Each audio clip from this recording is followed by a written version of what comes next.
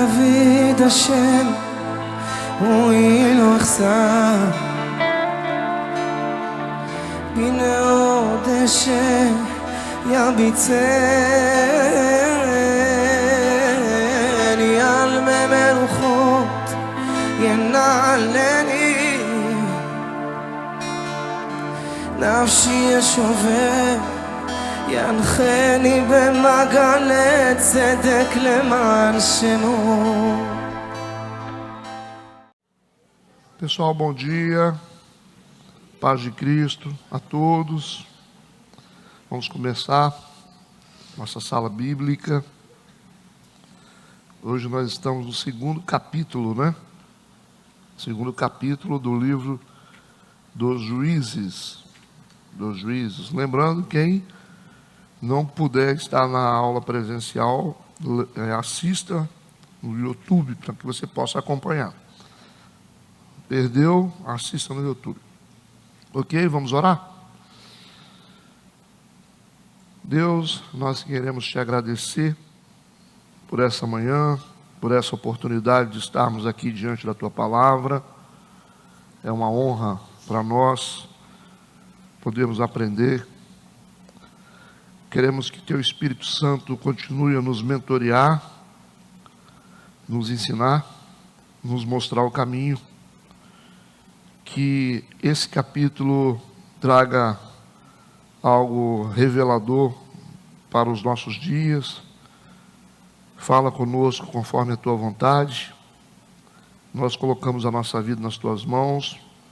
Em nome de Jesus, amém e amém.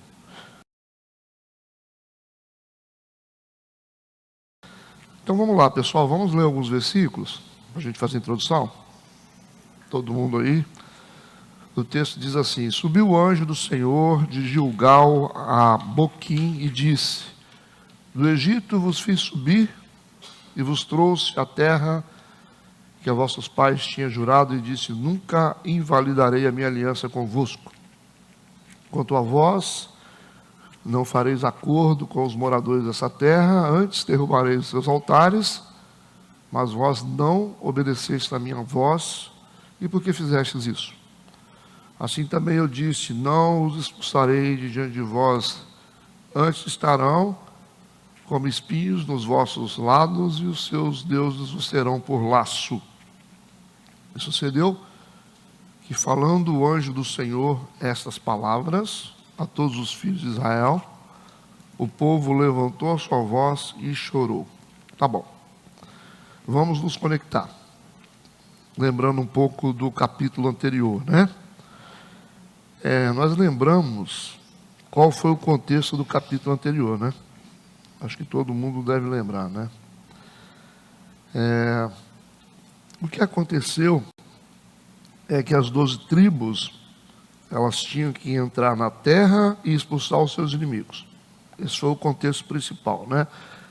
Algumas tribos destruíram os inimigos por completo, conforme a determinação de Deus. Outras tribos não destruíram os inimigos completamente. Outras tribos não conseguiram destruir os inimigos, né?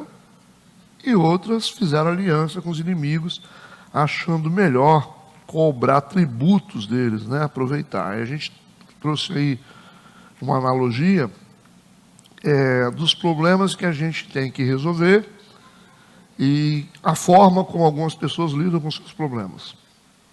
Então é uma analogia a respeito dos inimigos que estavam dentro de Canaã, que muitas vezes nós conseguimos destruir os problemas, outras vezes nós somos destruídos pelo problema, outras vezes nós usamos os problemas para a gente se beneficiar, a gente não quer abrir mão dele.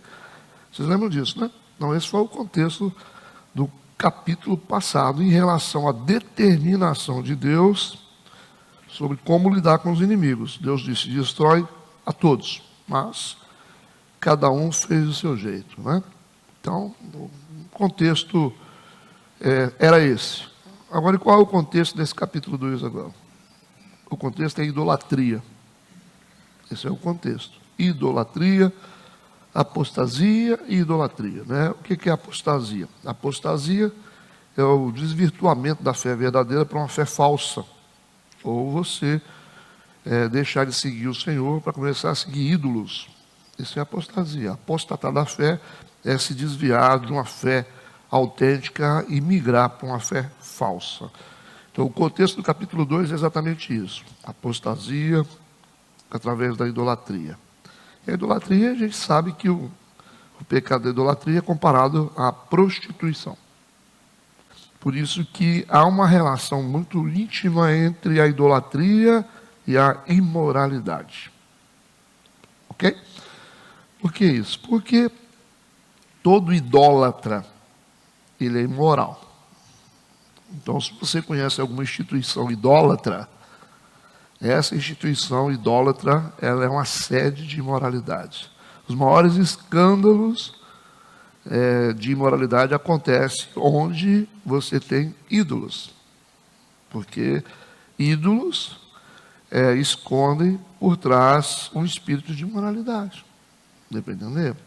E aí você pode imaginar o que é uma cidade imoral, quando ela é idólatra, ela tem na sua essência a imoralidade. Quanto mais idólatra ela é, mais imoral ela é. Se você tem um bairro, aqui em Colatina nós temos bairros que são altamente idólatras. Então, o submundo desses bairros é a imoralidade. São os escândalos de imoralidade que acontecem a partir da idolatria. Então, uma cidade igual a nossa, que tem regência, né, sobre as montanhas, de ídolos, de um lado, né, e do outro lado tem... eu esqueci até o nome, né? Como é que chama aquilo? Não sei o que é convento. Um mosteiro do outro lado sobre uma montanha. Montanhas são lugares altos. A Bíblia chama esses lugares altos como que Satanás regia os territórios. Sobre as montanhas, Apocalipse fala sobre isso, sobre o trono de Satanás. As regências espirituais são feitas a partir das montanhas. Por isso que Satanás aloca os ídolos nas montanhas para estabelecer regência sobre toda uma cidade. E não precisa falar com vocês que a nossa cidade é uma cidade altamente idólatra, com nome de bairros, com nomes de supostos santos, né? Porque só tem um que é Jesus, né? Desculpa aí, tá? Se eu estou ofendendo alguém, né?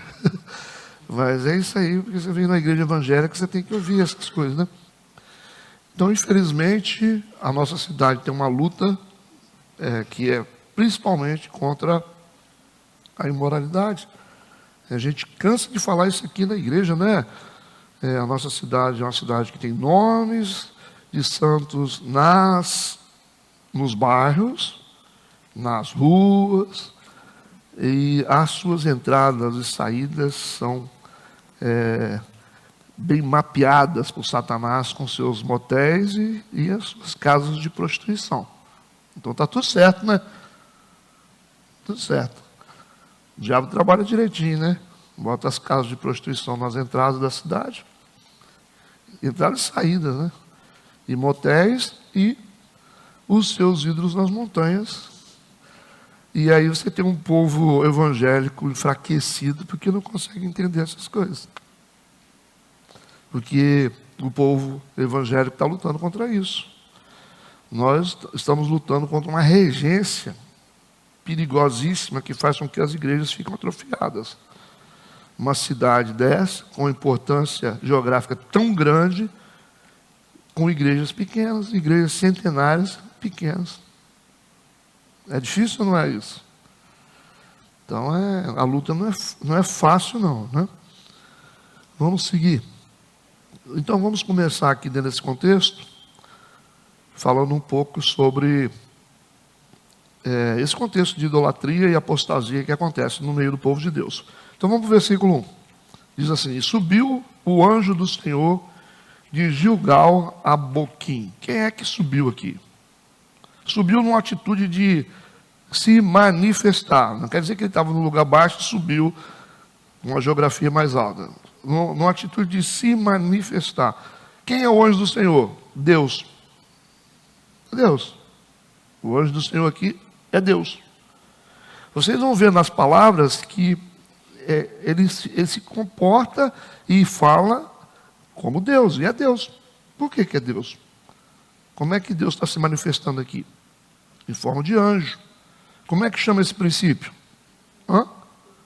Teofania. Teofania é o princípio que mostra Deus se manifestando da forma como Ele quer. Deus é espírito, Deus não tem forma, definida, Ele é um espírito. Espíritos não têm forma definida, certo? Mas Ele pode se tornar no que Ele quiser. Ele pode se fazer homem, como Ele fez quando veio na terra como Jesus, se diminuiu tanto até se tornar um homem. Ele pode se manifestar através de um anjo, como um anjo. Ele lutou com Jacó, lembra disso? Era Deus. Isso é o princípio de teofania, onde um ser divino, espiritual, ele consegue se transformar em um ser que ele quiser. Ele quiser. No que ele quiser, você pode ter certeza disso. Se Deus quiser se transformar num cara que vai chegar ali, entrar aqui, a Bíblia fala sobre isso, né?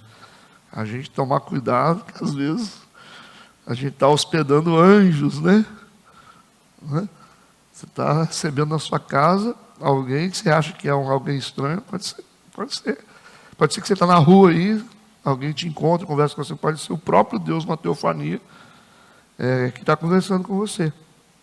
Está testando você. Isso é bíblico. Né? Então o texto diz que subiu o anjo do Senhor de Gilgal a Boquim e disse: do Egito eu vos fiz subir. Está contando a história lá de trás. Por quê? Com base no que está acontecendo agora, como os israelitas estão agindo de forma inadequada em relação aos inimigos, Deus disse: expulsa todo mundo da terra. Vocês resolveram fazer aliança com o povo da terra, vocês resolveram se beneficiar disso. Então Deus está contando a história aqui, ó. Do Egito eu vos fiz subir e vos trouxe a terra que a vossos pais tinham jurado. E eu disse, ele falou, nunca invalidarei a minha aliança convosco. Né? Então aqui, quando a gente ouve falar de Gilgal, né? O que é Gilgal? O lugar onde Deus fez aliança com os hebreus. Antes deles entrarem em Jericó, lembra lá de Josué, diante das muralhas de Jericó? Deus havia feito uma aliança com eles em Gilgal. Então ele estava lembrando esse episódio aqui. E ele está dizendo, eu fiz uma aliança espiritual com vocês. Né? E ele está dando uma ênfase nessa aliança, porque essa ênfase aqui é preparação para a repreensão. Deu para entender? É como se um pai dissesse para o filho, puxa vida, o que eu falei com você para você não fazer isso? Quantas vezes nós sentamos aqui para conversar sobre esse assunto, para você não fazer isso, você está fazendo isso? Então ele está preparando para uma repreensão. Por isso que ele contou a história antes. Né? Lembrando, né? Mas ele vai reafirmar o compromisso dele aqui. Mas ele vai dizer o seguinte, como vocês resolveram fazer diferente, vocês sofrerão consequências. Ele disse, a minha aliança com vocês está firmada, eu não vou quebrar minha aliança com vocês. Mas vocês receberão consequências das escolhas que vocês fizeram. Ok? Isso que ele vai dizer. Ele continua no versículo 2, ele disse, e quanto a vós, o que ele disse? Ele falou, não fareis acordo com os moradores dessa terra. Vocês não podem ter aliança com os moradores da terra. Antes, vocês têm que fazer o seguinte, derrubareis os seus altares. Mas vós não obedeceis a minha voz. Por que fizestes isso? Está fazendo uma pergunta que ele já sabe a resposta. Deus é interessante, né? Ele faz pergunta para a gente e a gente já sabe, ele já sabe o que a gente vai falar. Ele falou, o que quer que te faças? Né? Jesus perguntava, né? Mas aqui ele está dizendo, por que vocês fizeram isso? Então a pergunta é para fazer o povo pensar. Se eu disse para vocês que vocês deveriam seguir os meus princípios, entrar na terra, exterminar os inimigos, vocês resolveram fazer do jeito de vocês? Lembra? Então, as determinações aqui, elas estão sendo repetidas. Deus está dizendo, eu disse para vocês lá, quando vocês entrarem na terra, vocês sabem o que vocês têm que fazer. Eliminar os inimigos. Mas por quê? Porque não interessa, Deus sabe por quê. Às vezes Deus fala assim, não. Não, Renato. Aí você fala, mas por quê? É porque não, porque Deus trafega numa dimensão superior, Ele sabe das coisas, Ele vê lá na frente. Ele é maior do que a gente, por favor. Não, o pai diz não. Por que pai não? Porque se é um menino, você não entende nada da vida, então eu estou dizendo não, porque eu sei. Certo? Estão entendendo isso? Vamos para o versículo 3. Ele continua dizendo, assim também eu disse, não os expulsarei de diante de vós. Eu disse para vocês expulsarem, vocês não expulsaram? Ok? Então ele disse, antes eles estarão como espinhos nas vossas ilhargas.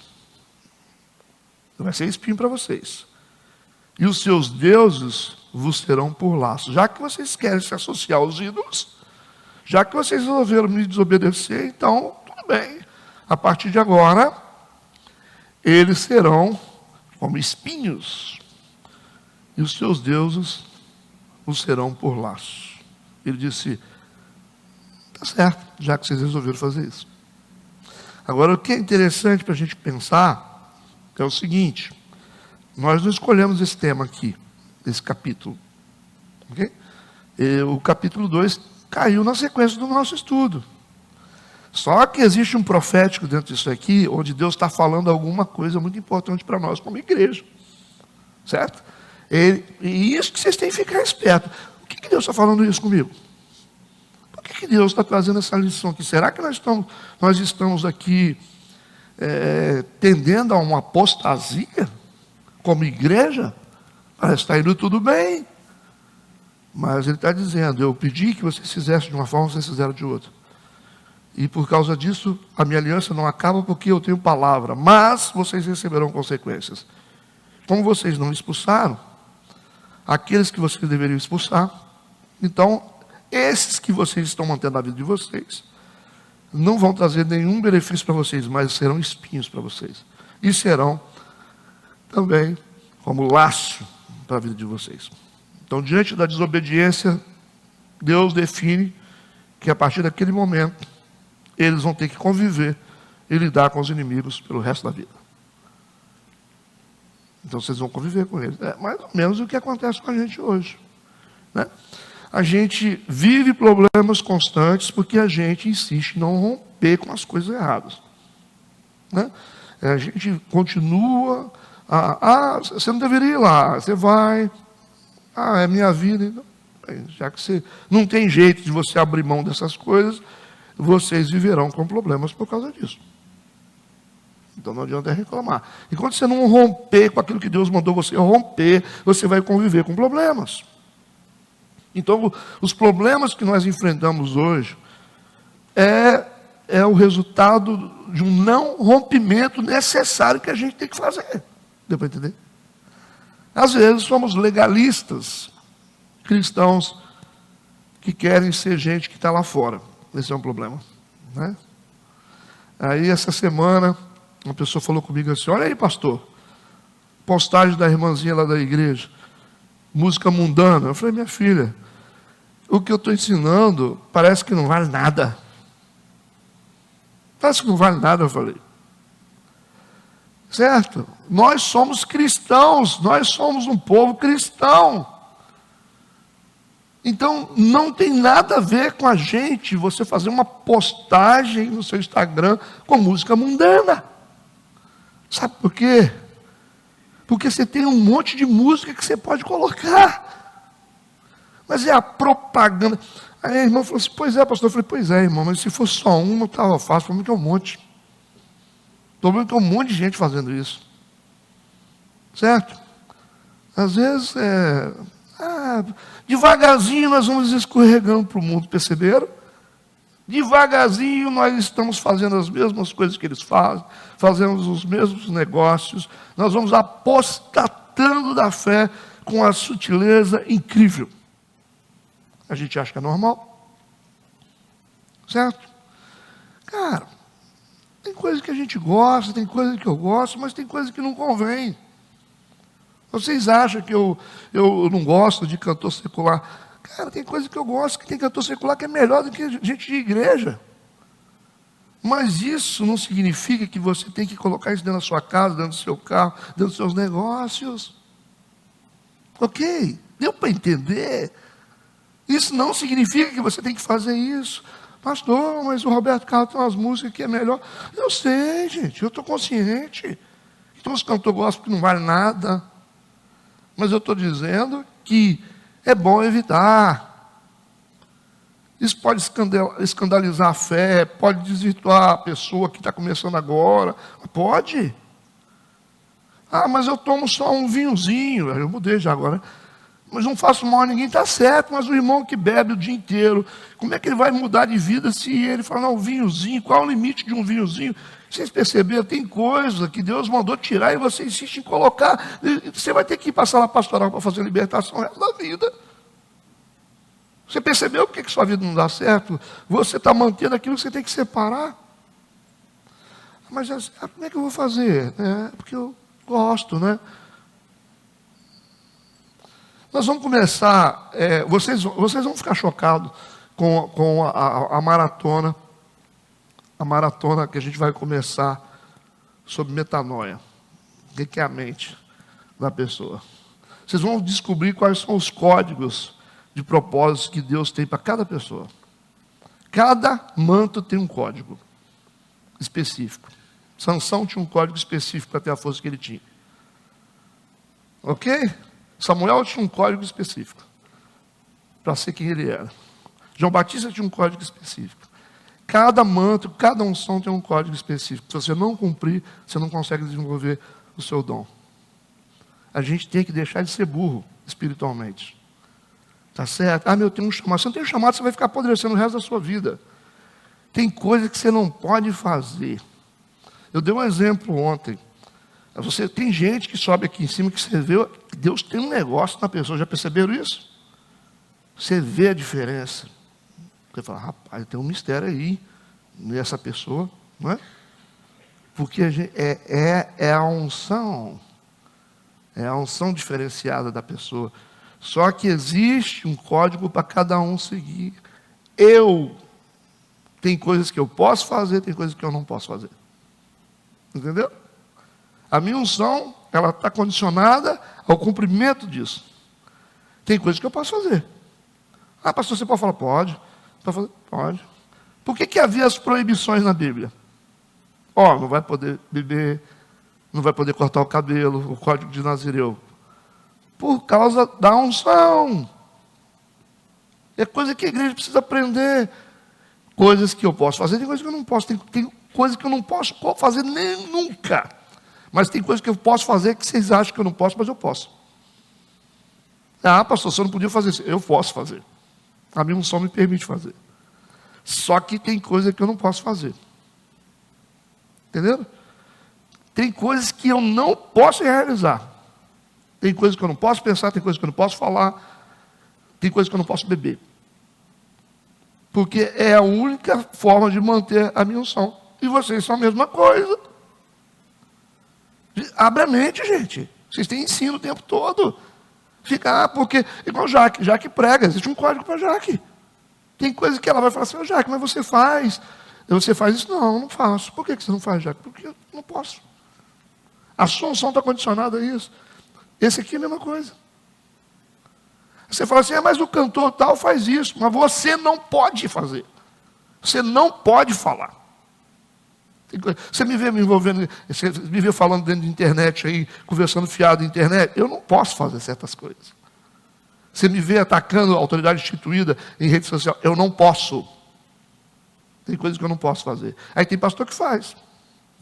Aí paga o preço. Deu para entender? Cada unção carrega um código específico.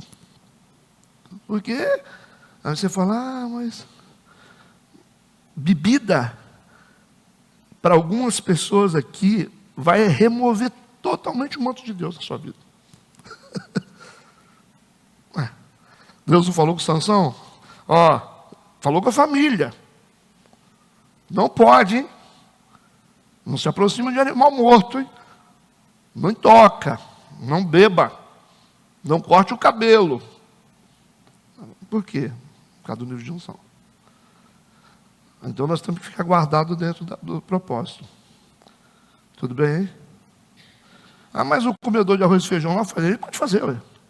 Deixa ele fazer. Ele vai na balada, toma cerveja, faz o que ele quiser. Fica lá a música do mundo, tchá, tchá, tchá, no mundo, lá no Instagram dele, curtindo, exaltando o diabo. Ele faz. Olha a vida dele. Qual é a representatividade desse cidadão no mundo espiritual? Nada. Nada. Sabe o que é nada? Nada. Não ganha uma alma, não discipula uma pessoa. Não tem jeito. Não muda nada. Aí a pessoa fala, porque não é nada. Faz o que você quiser. Você não é nada. Você não quer ser nada. Aí você quer ser alguma coisa. Se você quer, ai, que legal, puxa, o que você está fazendo? Oh, como é que Deus te abençoou? Nossa, o pessoal gostou do que você falou aqui na frente. Então, respeita o seu manto aí, irmão. Ah, porque o outro faz, você vai fazer? Igrejas, a igreja metodista tem um código específico. Eu não acho estranho. Tem coisa que eu não faço.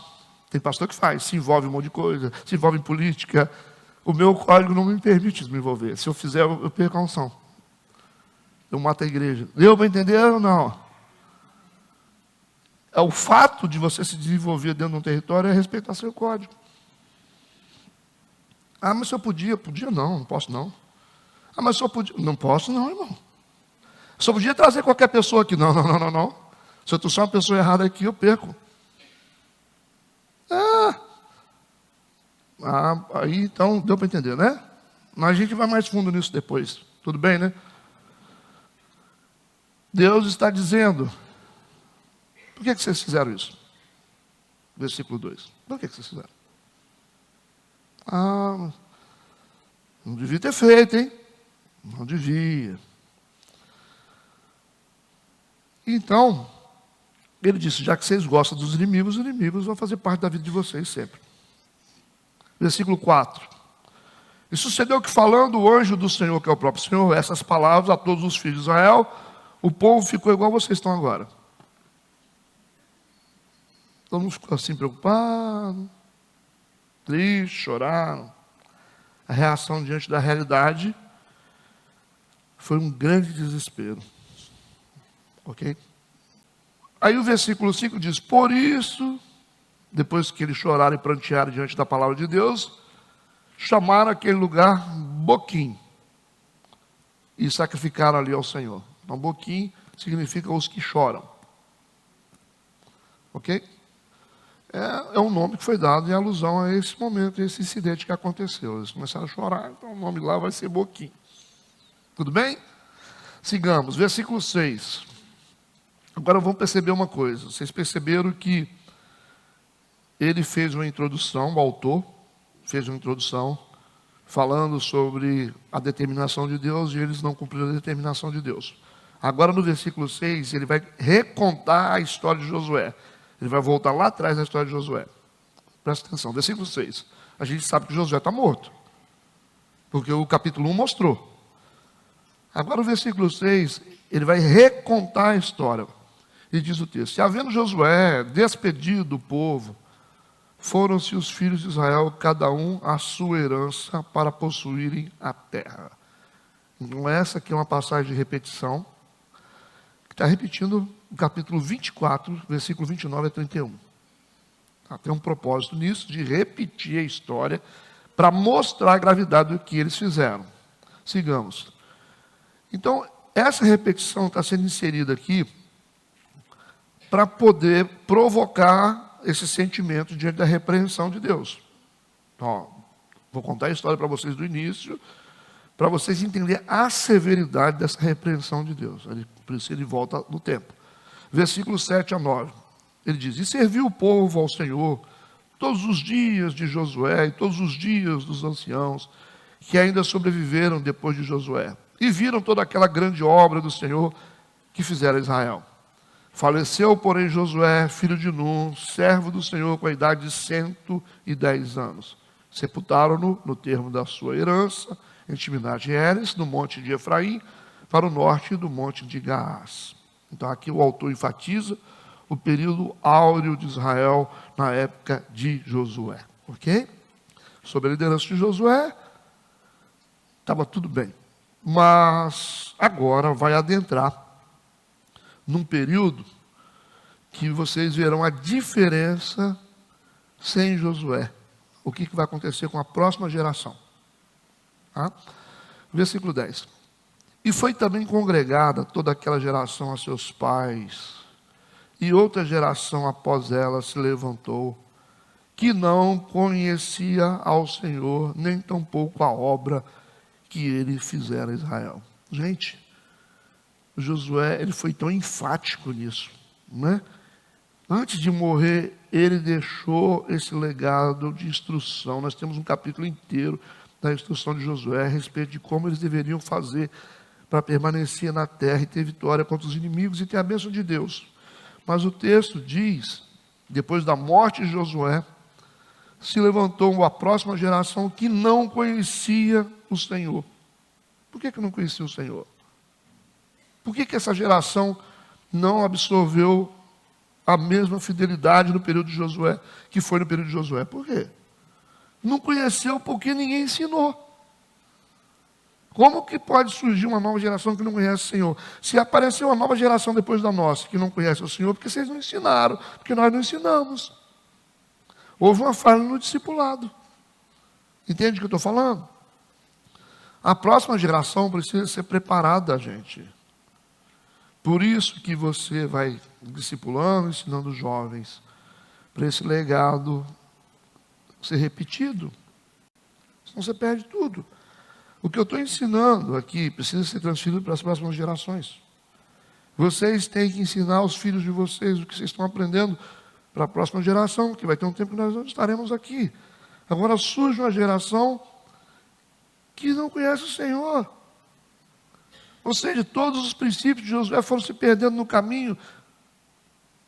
O que adiantou tanto trabalho, as determinações que ele disse? Ele falou, gente, tem que ser assim. Ele mesmo falou, olha, se vocês podem fazer o que vocês quiserem, mas eu e minha casa serviremos ao Senhor. Aí todo mundo diz, não, nós vamos servir ao Senhor. Eles não disseram isso? Só que parece que aqui a coisa não aconteceu. Então temos que tomar cuidado, porque a próxima geração, se não conhecer o Senhor, vai ser uma geração que vai migrar para a apostasia facilmente. Como estão entendendo o que eu estou falando? No versículo 11, diz assim, então fizeram os filhos de Israel que era mal aos olhos do Senhor e serviram aos Baalins. Baalins, o que é Baalins? Baalins, na verdade, é uma palavra que corresponde a todos os ídolos que existiam, não é um ídolo específico. Fala Baalins, são vários ídolos, né, que existiam. É uma apostasia generalizada que acontece no meio de Israel e vai contra tudo o que Josué havia dito. Josué disse, eu vou servir ao Senhor. Eu vou ler para vocês, Josué 24, versículo 14 e 16. Ele foi bem claro, ele disse, agora, pois, temei ao Senhor, serviu com sinceridade, com verdade, deitai fora os deuses, aos quais serviram os vossos pais, além do rio e no Egito, e serviu ao Senhor. Ele falou, tire os ídolos. Mas, porém, se vos parece mal aos vossos olhos servir ao Senhor, escolhei hoje a quem sirvais. Se aos deuses a quem serviram vossos pais, que estavam além do rio, ou aos deuses dos amorreus em cuja terra habitais. Porém eu e a minha casa serviremos ao Senhor. Então respondeu o povo e disse, nunca nos aconteça que deixemos ao Senhor para servirmos os outros deuses. Então eles romperam uma aliança que eles tinham firmado com Deus. O versículo 12 diz, deixaram ao Senhor Deus os seus pais que os tiraram da terra do Egito e foram-se após outros deuses, dentre os deuses dos povos que havia ao redor deles, e adoraram a eles e provocaram o Senhor a ira. Esse é o grande problema. Provocar a ira de Deus. Então esse povo possui uma fraqueza em relação à idolatria. Não é verdade? Nos dias de hoje isso também é muito comum, onde a nossa idolatria extrapola os limites. quando a gente fala de idolatria, a gente pensa só em santo, não é? Não é verdade? A gente fala, não, a Igreja Católica aqui tem santo, nós não temos santos. Nós temos sim. Os santos católicos você pode mapear. Eles têm os santos, você vai dizer São Pedro, São João, São Paulo, tem tudo. Aparecida, é tudo lá. Os nossos são incontáveis. Certo? É incontável. Porque a gente tem pastor, ministério de louvor, cantor de igreja, nós temos manto de igreja, óleo de igreja, dias, encontros com Deus, que é centro de idolatria, nós temos a campanha que a gente acha que é sagrada, se não fizer não vai para frente, a oração milagrosa do cara, o culto da libertação, que se não for você perde, esses são os nossos ídolos. Os nossos misticismos de, você leva isso aqui, você compra, leva essa caneca, leva. Então, vocês perceberam que o panteão dos evangélicos é bem maior? Bem maior. Eu vou lá que é no show. Aí o cara quebra todos os princípios que tem na frente, larga o culto da igreja dele para ir lá no show. Mas é ídolo. É um ídolo. Deus está lá, não está aqui, não? Ídolo. Porque o pastor lá, você tem seu pastor e você fica querendo lá pedir a bênção do pastor, porque o pastor é famoso. Ídolo. O Deus não é o mesmo? Você confia em Deus ou em pastor? Confia em Deus. Então você tem que entender o seguinte, então Deus pode usar esse aqui, pode usar aquele outro. Ídolos. Perceberam? Nós somos muito idólatras. A gente adora as coisas, né? Óleo sagrado, óleo da unção. Comprar o óleo, você vai ver o que eu vou fazer com esse óleo. Eu estou desconfiado, o óleo daqui da igreja está sumindo, hein? Comprei um vidrão de óleo, olhei assim, cadê o óleo? Acabou, pastor. Não estou entendendo, acabou como? Isso tem que durar um século. Você sabe que o pessoal está roubando óleo para levar para casa? Tem idólatra aqui na igreja para isso? Óleo na sua mão não vale nada não, gente. Vale na mão de quem tem autoridade para fazer ele funcionar. Aliás, é um mecanismo de fé. O óleo não tem poder nenhum, não? Qual poder que tem? Não. A igreja, sim, isso aqui que é. Sagrado somos nós. Igreja vira boate, é só sair daqui. Isso aqui corre o risco de virar uma boate também, você pode ter certeza. Não, pastor, a gente deixou lá aquela unção que nunca vai virar uma boate. Vocês acham que não? Vocês são inocentes assim? Porque Deus está em nós. Deus não está aqui, está em nós. Isso aqui é parede, gente. Isso é coisa de idólatra. Se a gente estiver debaixo da árvore lá, Deus está com a gente. Onde estiver 2, 3 reunidos, Deus estará. Não é porque a igreja, que demoniado, se chegar na minha igreja, ele cai. Cai nada. Ele entra lá, sobe no altar, dá tapa na orelha do pastor, faz tudo. Idolatria é isso. Não, porque eu vou para o monte orar, porque quando eu vou para o monte eu volto assim. Idolatria. Eu ia para o monte com o pessoal da igreja e falei, gente, monte é lugar de gente que anda com Deus. Monte não é lugar para consertar gente que não tem compromisso. Monte é lugar de intimidade. Aí marcava monte, aquele monte de gente. Nunca vim na igreja. Chegava na segunda-feira, lembra do disso? A galera, falei, mas você é da onde? Eu sou da igreja tal. E você? Eu sou da igreja tal. Eu falei, mas você está fazendo o que aqui, mano? Porque minha igreja não vai no monte. E monte, você sabe como é que era? Eu falei, parou. Eu falei, está na hora de parar de ir no monte. Eu não quero esse ídolo na minha vida, não. Eu corto o monte. Eu falo para o pessoal, está na hora de parar o monte, que virou idolatria. O cara não vem na escola bíblica, não vem na igreja, não frequenta culto e quer vir no monte. Porque o monte é um ídolo, que ele tem o poder. O monte tem o poder. Aí você está igual o Pedro, né? O Pedro falou com Jesus, é bom estar aqui, vamos fazer uma tenda aqui, né? Vamos para o Senhor, né? Uma para o Elias, outra para o Moisés. Bom, não é certo. Nossa casa é o lugar da presença, aqui é o lugar da presença, dentro do carro, dentro do banheiro. Parar com essa idolatria, gente, essa abominação. Abominação, né? A oração poderosa. Oração poderosa, receber aquela oração. Nós temos que combater essas coisas. Deus abomina a idolatria. Ah, gente, pastor. Pastor é secretário. Pastor é secretário. Ah, o pastor poderoso. Quem é pastor poderoso? Pastor é secretário. Tá? E também, mais ou menos também, né? Quem controla é Deus. Deus é o Senhor das coisas. É o Senhor das coisas. E homens são homens. Se não quer fazer, Deus arranca e bota outro. É isso que Ele faz, né? Que Ele que é o Senhor. A gente está aqui pelo Senhor, não por homens. Glória a Deus que Deus está usando você, está me usando. Glória a Deus por isso, né? Você está participando daquilo que o Senhor está fazendo, mas você não é nada diante de Deus. Então, por favor, cuidado com essas coisas, né? Quem tem essa tendência, por favor, fique para trás, porque ou mude de vida. Porque não tem nada pior do que um povo idólatra. Ídolo Deus derruba. E esse é o contexto da nossa história. Nós temos aqui o versículo 11 que diz que eles fizeram o que era mal aos olhos do Senhor. Uma apostasia geral que acontece no meio do povo de Israel. Pois é, avisados foram, né? Mas a tendência terrível de ser idólatra. Se a gente não vigia, a gente vira idólatra. Sabia? Se a gente não vigia, e pode crer que os evangélicos são mais idólatras do que os católicos. Já falei, né? Já falei. A diferença é que o nosso panteão é maior do que o deles. Tem gente que não gosta de ouvir isso, né? Não gosta de ouvir isso, né?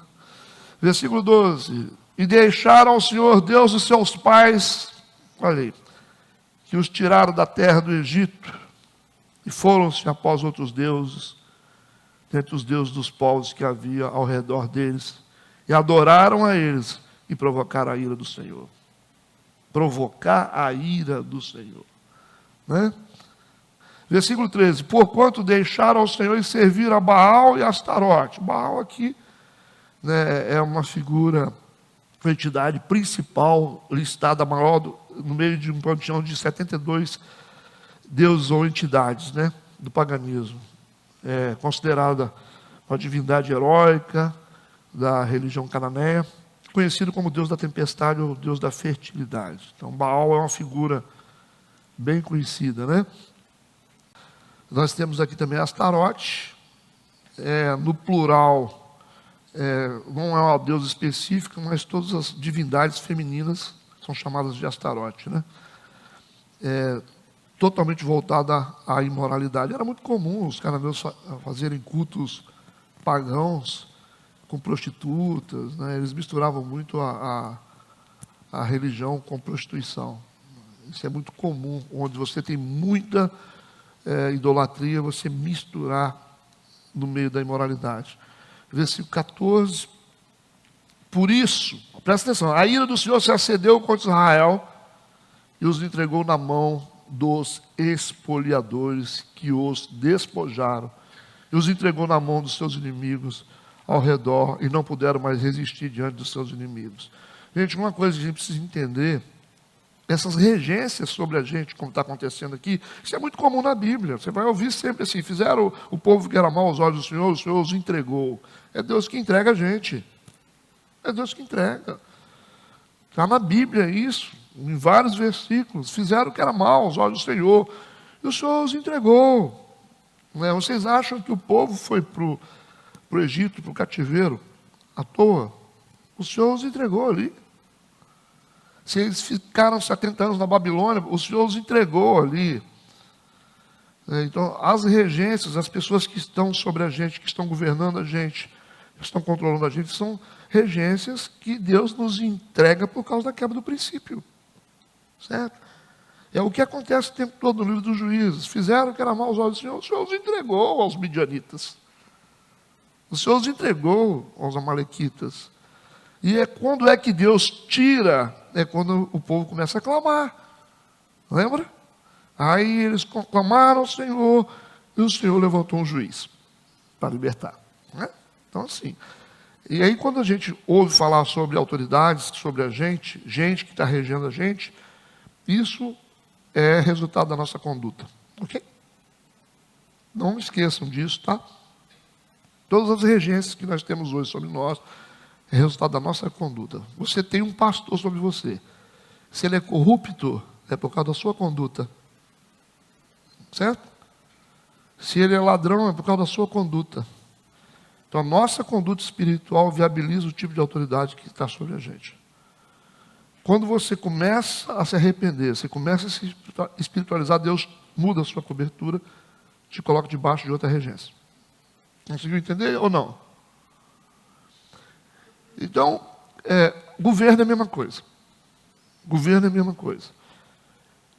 Quando você tem uma regência sobre você, se você falar assim, eu tenho prefeito, eu tenho um governador, eu tenho um presidente sobre a minha vida, eu não gosto dele. A conduta do brasileiro viabilizou as regências atuais. Certo? Pastor, mas é o voto que muda. O que muda é a conduta. O voto você compra. Entenderam ou não? Você pode mudar uma eleição através de compra de voto. Mas se um povo se arrepende diante de Deus, Deus muda as regências. A única forma de você mudar um governo é o povo de Deus se arrepender. Não é o mundo, não, é o povo de Deus. Se esse povo que se chama pelo meu nome. Quem é o povo que chama pelo nome? É o povo de Deus. Então nós mudamos os governos, as lideranças, através da nossa conduta espiritual. Entenderam? É o povo que chama Deus pelo nome, não é o ímpio. Então, hoje o Brasil vive uma situação difícil, com seus modelos de autoridade falidos, por causa da conduta do povo de Deus. A igreja é uma igreja corrompida. Vocês sabem disso. É uma igreja onde líderes se envolvem com coisas, são manipulados, são corruptos, vendem a igreja, dão o púlpito da igreja para políticos, para poder atingir seus objetivos. Por causa dessa conduta, Deus estabelece as regências. Nunca esqueçam disso, principalmente nessa época. Quando você quer realmente que Deus mude o governo sobre você, se arrependa, conserta a sua vida e vai para a oração. Não adianta você falar, mas o presidente, o prefeito, não sei o quê. É a conduta. Cada povo tem um governo que merece. Cada povo tem um governo que merece. O Brasil é um país de muitos ladrões. Muitos ladrões. Começar pela igreja. É uma igreja corrupta, uma igreja que se vende, eu não estou generalizando, tá bom? É uma igreja que se vende, uma igreja que vende os membros, que se associa a coisas erradas. Corrupta. Corrupção dentro da igreja, corrupção gospel. Um povo brasileiro que rouba as coisas, rouba energia, só tem oportunidade, quando aprende a fazer gato, rouba energia elétrica. Rouba tudo, a senha do Wi-Fi do cara do lado, está usando, pendurado na senha do cara, rouba o lugar no ônibus da mulher grávida, pega a água lá na distribuição sem precisar. É um povo corrupto, brasileiro. Corta fila, passa na frente, deixa o idoso para trás. É corrupto, não é? É o povo corrupto. Oferece para o cara um carro de areia. O cara, não, vou votar em você. Povo corrupto. O motivo para mim não votar, se o cara falar isso comigo, eu não voto nele. Eu só espero ele falar, me oferecer alguma coisa. Se ele ficar calado, eu voto nele. Se ele falar, eu não voto. A gente conhece essas coisas já há muito tempo. É um povo corrupto.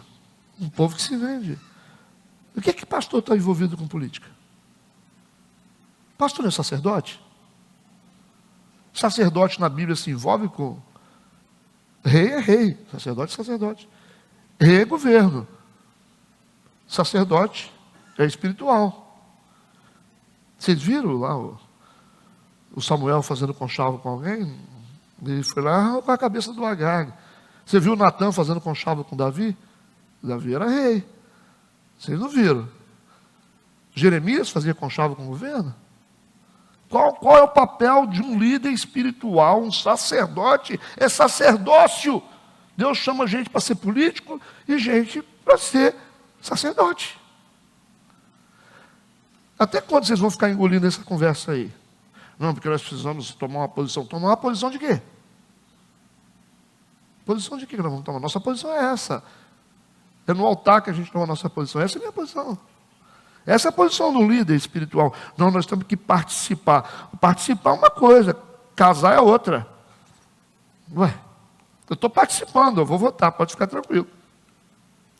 Pode ter certeza. Vou pregar para a minha igreja, não vou falar nome de político aqui em cima, não, mas vou falar o que é certo e o que é errado. E vocês decidem aí o que vocês quiserem fazer. Esse é o meu papel. Agora vocês não vão me ver batendo foto. Estou apoiando aqui. Esse não é o meu papel. Esse não é o papel de um sacerdote. Sacerdote é sacerdote. Rei é rei. E, pelo que eu sei, o sacerdote é maior do que o rei. Pelo que eu sei, o profeta é maior do que o rei. Maior. Eu não posso me diminuir. Eu sou maior do que um prefeito. Vocês não acham que eu sou? Davi conversava com Natan assim, ó.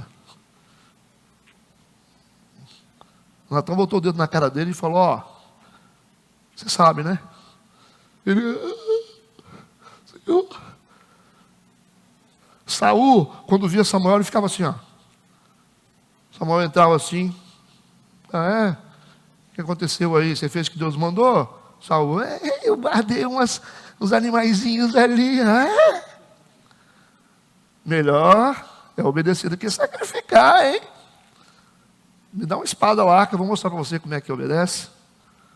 Samuel. Você viu Daniel pagando pau para algum rei? Porque o profeta, o sacerdote, é maior do que o rei. É por isso, os reis tremem diante dos profetas, gente. Ou não? Ou não? Herodes tremia de medo de João Batista. E a mulher dele falou, não tem que cortar a cabeça dele. É ruim. Tremeu. Porque quem cortou a cabeça de João Batista foi Deus, né? A verdade foi essa. Porque ele tinha que diminuir e Jesus crescer. Ele falou, importa que ele cresça ou diminua. Só que aí o ministério de João Batista começou a crescer. Começou a ficar igual de Jesus e começou a ter disputa, quem batizava mais. Deus falou, então você corta a cabeça. Foi Deus que mandou cortar a cabeça dele. Porque cabeça de profeta só corta se Deus deixar. Não corta. Só se Deus deixar, né? Qual é o nosso papel como igreja? Sacerdócio. A gente infere no mundo espiritual. A gente ora pelas pessoas. A gente conhece o nosso lugar de autoridade. Agora, se você está envolvido com alguma coisa assim, é porque você está interessado em alguma coisa. Eu acho que você está interessado. Você está querendo levantar o muro da sua igreja, né? Você quer construir uma sede, né? Eu vou provar para vocês como é que se tem uma igreja sem botar um político aqui em cima. Eu mostro para vocês como é que se constrói a igreja mais influente de uma cidade sem colocar nenhum político aqui em cima. Com fé. Eu mostro para vocês. Eu mostro para vocês no futuro a maior igreja dessa cidade sem fazer nenhum acordo, sem nenhum caminhão de areia de um político. Mostro para vocês. Vocês não vão me ver bater nenhuma foto. Nenhuma foto. Pastor, eu queria conversar com você. Eu falei, pode conversar. Mas eu queria bater uma foto. Não, não é aí, não. Foto não. Porque o sacerdote é maior do que o rei. O poder eclesiástico é maior do que o poder judiciário. Do que o poder... Os três poderes, né? Executivo, legislativo e judiciário. O poder eclesiástico é maior. Vocês estão entendendo o que eu estou falando? Mas, pastor, o senhor tirou amanhã para falar disso? Não, nós estamos dentro do contexto. Dentro do contexto. Você não me viu falar isso antes. No capítulo passado eu não falei. A ira do Senhor se acendeu, versículo 14, contra Israel. Deus os entregou nas mãos dos espoliadores que os despojaram, dos inimigos. Então, se nós queremos sair das mãos erradas, nós temos que se arrepender. Ok? Nós temos que analisar por que nós estamos nas mãos. Estamos nas mãos porque a igreja tem que tomar posição. Então esse aqui foi um curso de disciplina correcional. Deus levou o povo a se arrepender dos seus erros. À medida que eles iam se renovando, iam melhorando, Deus levantava juízes. Juízes vinham para poder assumir o controle da situação e libertar o povo. Versículo 15. Por onde quer que saíam, a mão do Senhor era contra eles, para mal, como o Senhor tinha falado, e como o Senhor lhes tinha jurado, estavam em grande aflição. Então não adianta botar culpa em ninguém. Tá certo? Não botar culpa em ninguém. O problema é nosso. O problema é nosso. É o Senhor. É o Senhor que deixa acontecer ou não deixa acontecer. Ninguém bota a mão na gente se Deus não deixar. Certo? E Davi, quando foi para o deserto e foi apedrejado, os soldados dele disseram assim: Davi, você quer que a gente dê cabo desse cara que está te apedrejando? Ele falou: por que não, Davi? É o Senhor. Não são eles, é o Senhor. As pedras que você recebe são autorização do Senhor. Então você tem que ir ao Senhor. Se você está fora do palácio, é o Senhor que te fez isso. Então a gente resolve as coisas com Deus. E a gente tem que rever a nossa conduta como igreja. Rever a nossa conduta como igreja. A igreja está sendo tomada numa apostasia terrível. A igreja está sendo influenciada. As pessoas estão perdendo nossa autoridade como igreja, gente. E o texto do versículo 15, esse capítulo é pequeno, não vai demorar, nós estamos terminando. Por onde quer que saíam, a mão do Senhor era contra eles para o mal, como o Senhor lhe tinha falado. E como o Senhor lhes tinha jurado, estavam em grande aflição. Quem está na frente das aflições é o próprio Senhor. Versículo 16, e levantou o Senhor juízes, que os livraram da mão dos que os despojaram. Entendeu o papel dos juízes aqui na Bíblia? Sempre a partir de um clamor. A resposta de Deus ao arrependimento, a resposta de Deus a um clamor, são os juízes.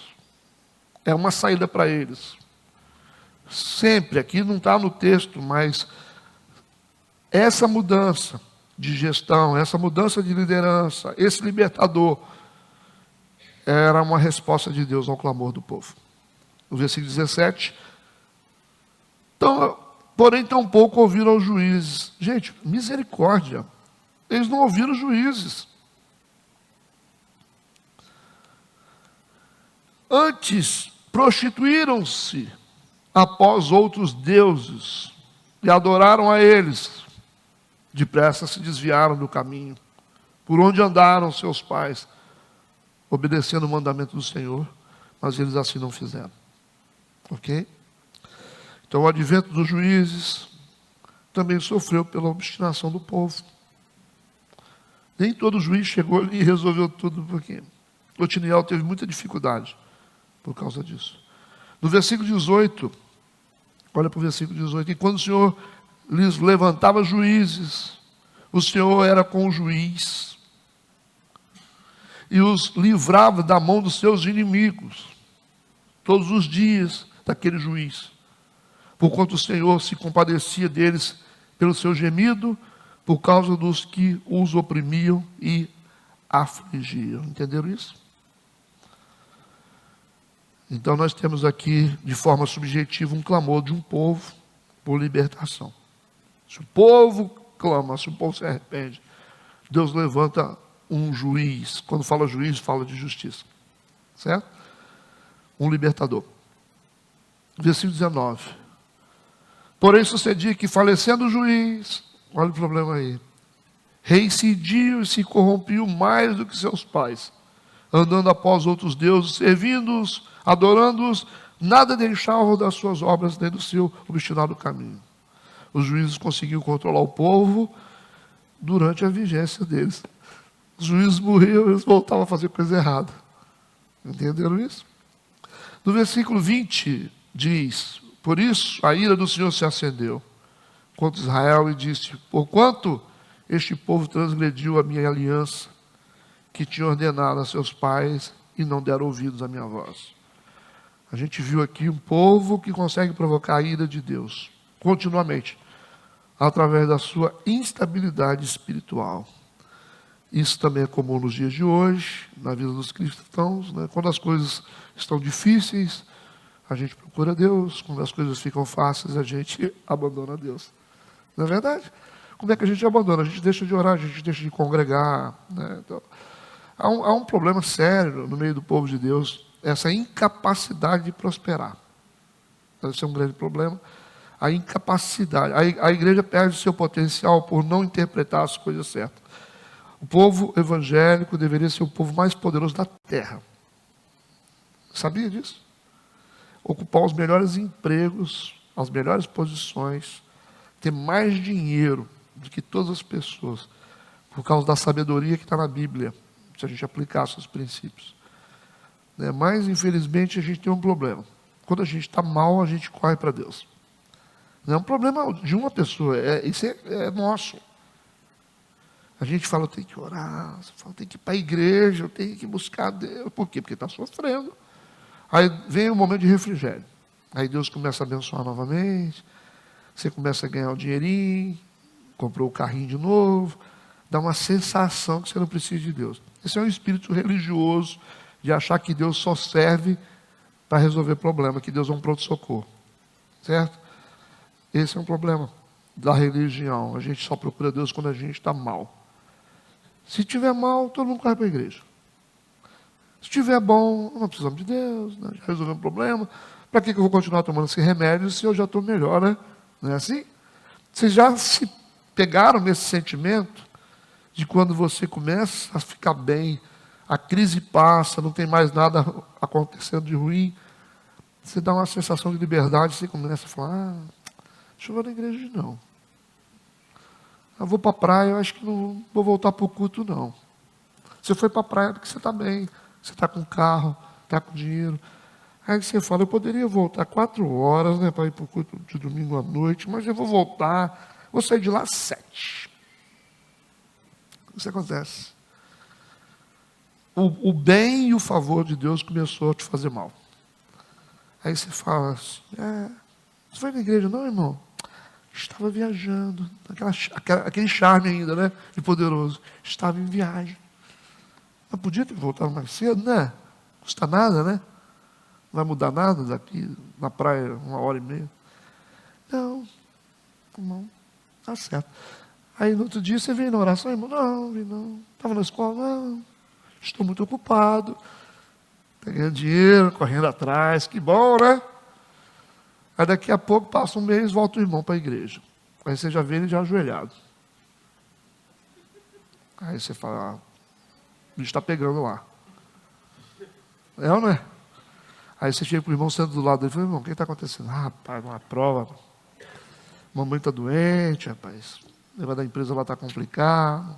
Fiz os exames aí, rapaz, preciso de oração, hein, pastor? Eu falei, é mesmo? Tá certo. Eu morro de rir com essas histórias. Eu convivo com isso sempre. Ficou poderoso, sumiu da igreja. Ficou fraco, voltou para a igreja. É o espírito da religião. A gente tem que fazer Deus participar das nossas alegrias, gente. Culto é uma coisa inviolável. Inviolável. Né? Você pode perceber, Noé, quando ele sai da arca, a primeira coisa que ele faz é um culto, um altar para Deus. Abraão, todas as terras que ele ia adentrando, ele fazia um altar para Deus. Sagrado isso. Culto, quando você perde o culto, Paulo e Silas não perderam o culto dentro da prisão. Daniel não perdeu o culto. Quando você compromete seu culto, seu futuro já era. Entende? Não é culto, não é para nós. Não é para Deus. Não é para Deus, não é para nós, não. É para Ele. É uma coisa muito séria. Então as pessoas não entendem. Gente, não custa. Vamos nos esforçar. Vamos trabalhar um pouco regulado. Vamos se ajeitar. Cara, por que os cultos de quinta-feira têm um impacto tão forte? Porque o cara chega no sacrifício. O cara sai do serviço do jeito que ele está lá cansado. Ele tem uma essência diferente.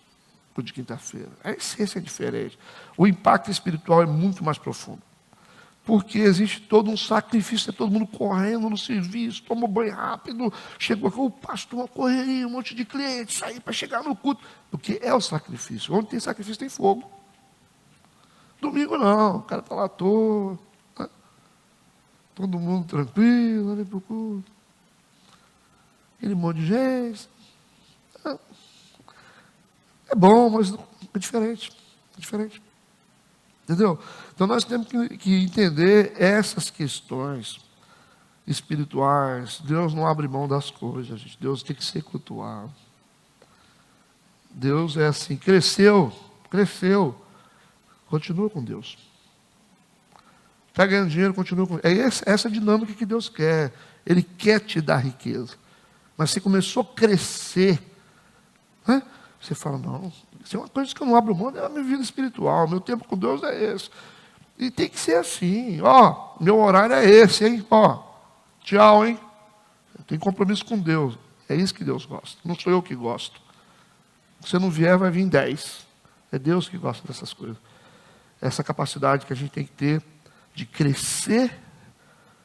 Senão, o que vai acontecer? A única maneira de ficar perto de Deus é a prova. Aí fica todo mundo sendo provado o tempo todo.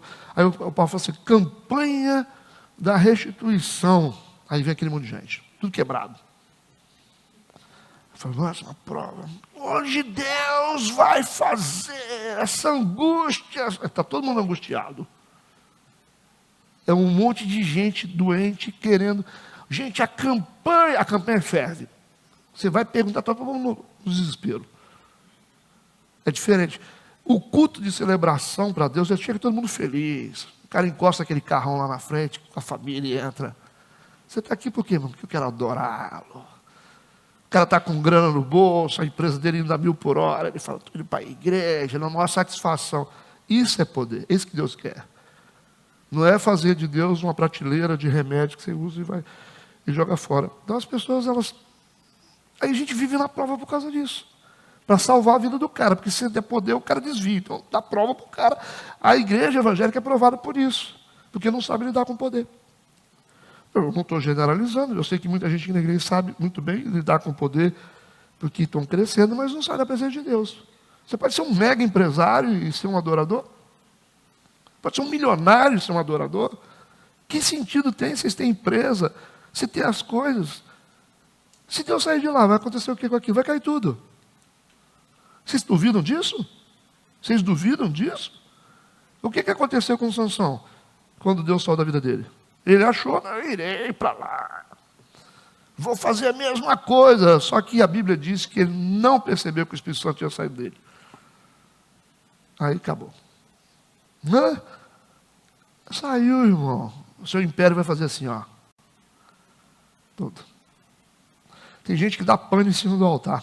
Pregou a vida toda, quando vai pregar. Eu sou agnóstico, você subir aqui, você ficar vazio? Rapaz. Eu vi uma cantora uma vez, ela deu uma pane em cima do altar. Não saiu nada da boca dela mais. Deus testificou comigo, eu não estou mais com ela.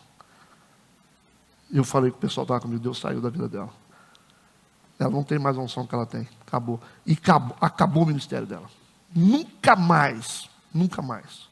Ela virou uma pessoa normal. Tem coisas que é só Deus, irmão.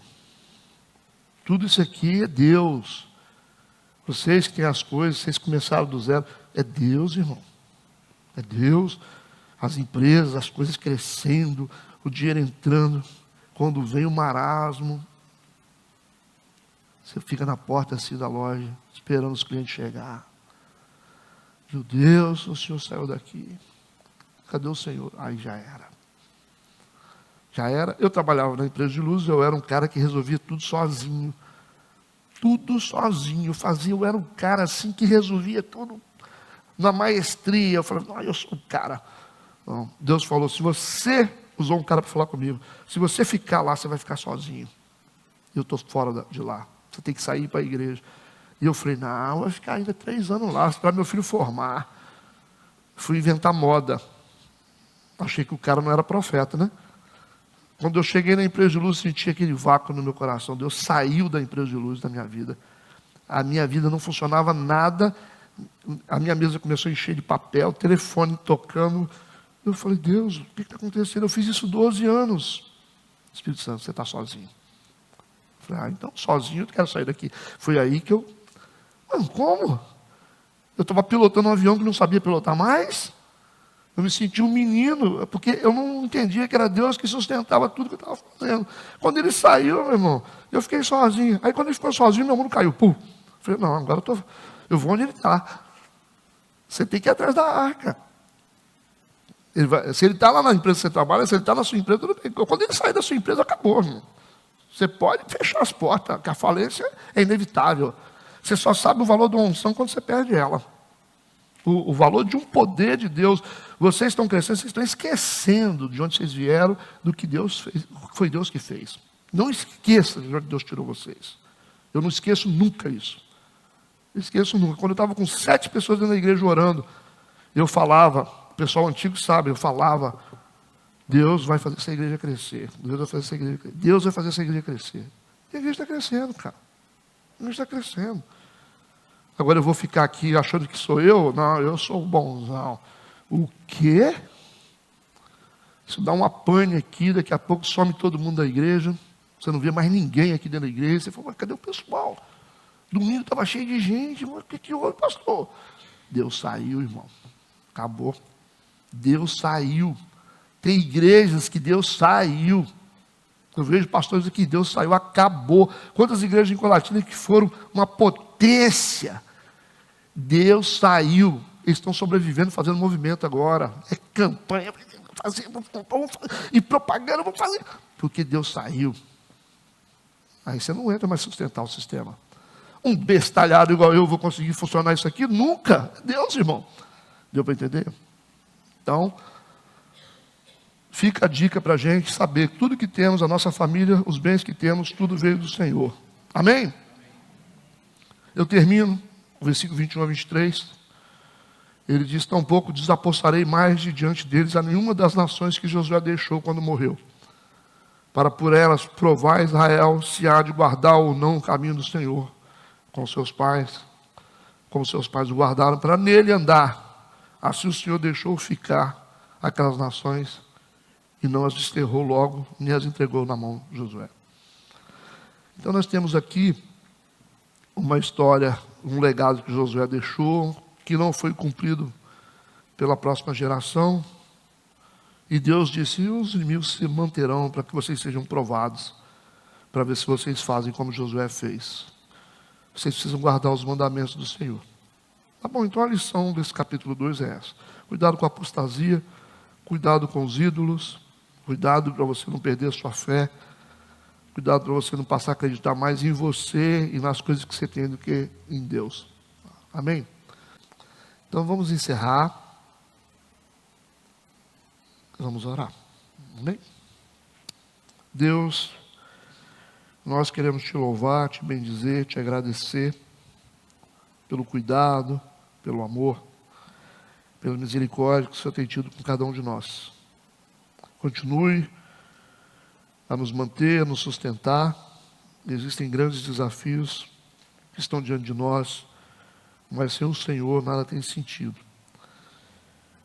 Dá-nos a tua presença, não retire de nós o teu Santo Espírito, sustenta a tua igreja, que tenhamos um dia de paz, um dia de bênção, que nesta noite possamos estar diante do Senhor, adorando, entregando a Ti aquilo que o Senhor é digno de receber, que é a nossa adoração. Sabemos que amanhã é um desafio muito grande que temos que enfrentar no nosso trabalho, nas nossas lutas, mas através do nosso culto nós podemos ter a certeza de que nós iremos receber a bênção do Senhor como resposta do nosso culto hoje. Em nome de Jesus, nós entregamos tudo. Amém e amém. Amém, pessoal.